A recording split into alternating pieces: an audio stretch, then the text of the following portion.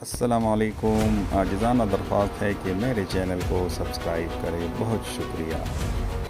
بسم اللہ الرحمن الرحیم۔ عالم اسلام کے ایک بہت بڑے عالم سید جمال الدین افغانی نے 19ویں صدی کے آخر میں پین اسلامیزم، عالم اسلام کا اتحاد کا نعرہ لگایا۔ ترکی کے سلطان عبدالحمید خان ثانی نے اس کی سرپرستی کی۔ بعد میں پہلی عالمی جنگ کے دوران بھی یہی نعرہ ترکوں کا جنگی نعرہ بن گیا۔ حقیقت یہ ہے کہ پین اسلامیزم کا خیال سید جمال الدین افغانی سے 100 برس پہلے میسور کے حکمران سلطان فتح علی ٹیپو کے دل میں آیا تھا۔ اس لحاظ سے بلا شبہ ٹیپو سلطان کو پین اسلامیزم کے نظریے کا بانی کہا جا سکتا ہے۔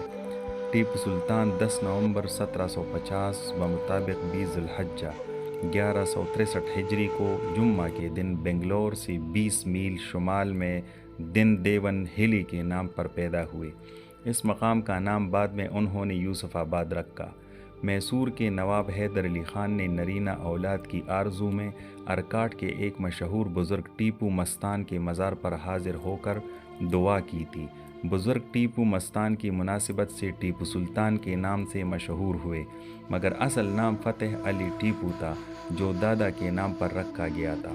ٹیپو سلطان اچھے باپ کا اچھا بیٹا تھا، اس کی بہترین تربیت کی گئی۔ وہ اپنے باپ کی طرح پکا حریت پسند تھا۔ اس نے باپ کے ساتھ کئی مہارت میں حصہ لیا۔ وہ جانتا تھا کہ انگریز اسے چین سے بیٹھنے نہیں دیں گے۔ انگریزوں نے مرہٹوں اور نظام دکن کے ساتھ ساز باز کر رکھی تھی۔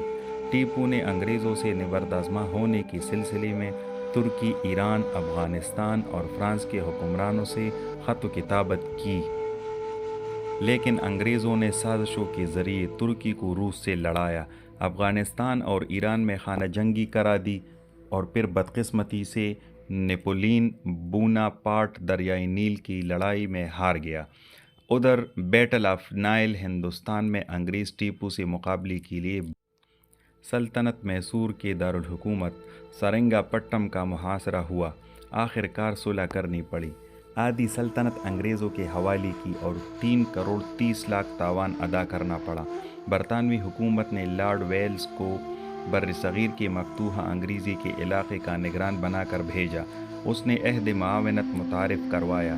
ویلزلے دراصل اس عہد معاونت کا موجد نہیں تھا، لیکن اس نے بڑی تعداد میں ہندوستان کے ریاستی حکمرانوں کے ساتھ اس قسم کے معاہدے کیے جس سے کمپنی کی سلطنت کو فائدہ پہنچا۔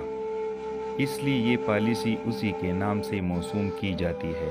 عہد معاونت کی اہم شرائط یہ تھی: نمبر 1، ریاست انگریزوں کی مرضی کے خلاف کسی دوسری ریاست سے خارجی تعلقات قائم نہیں کر سکتی، مثلاً صلح، تجارت وغیرہ۔ ریاست پر ایک انگریز ریزیڈنٹ رکھا جائے گا۔ انگریز فوج کا ایک دستہ رکھنا ہوگا، اس کے اخراجات ریاست برداشت کرے گی۔ انگریزوں کے علاوہ دیگر یورپی اقوام بالخصوص فرانس کے افراد کو نہیں رکھا جائے گا۔ ریاست کے اندرونی معاملات میں کمپنی دخل نہیں دے گی۔ ان تمام شرائط کے عوض کمپنی ریاست کو بیرونی اور مقامی بغاوتوں سے نمٹنے میں مدد کرے گی۔ ٹیپو سلطان نے انگریزوں کے پیش کردہ عہد معاونت کو قبول کرنے سے انکار کر دیا۔ انگریز فوجی بمبئی اور مدارس سے میسور کی طرف بڑھے۔ ایک مرتبہ پھر سرنگا پٹم کا محاصرہ ہوا۔ جنرل پیرس نے قلعہ پر گولہ باری شروع کرا دی۔ سلطانی افواج نے گولہ باری کا مستعدی سے جواب دیا، مگر سلطانی وزراء غداری کی قسم کھائے بیٹھے تھے۔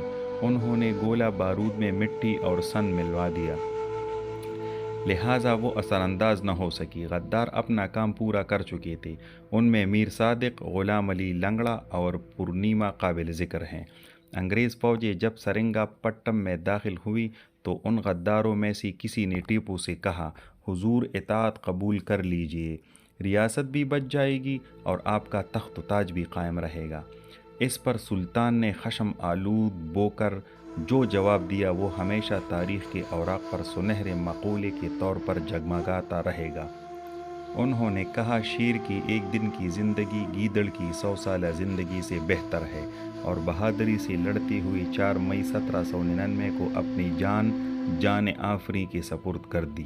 ٹیپو سلطان کی 2 بیویاں اور 12 بیٹے تھے جو حراست میں لیے گئے۔ مزید خوبصورت کہانیاں سننے کے لیے چینل کو سبسکرائب کریں اور بیل کا بٹن دبائیں۔ شکریہ۔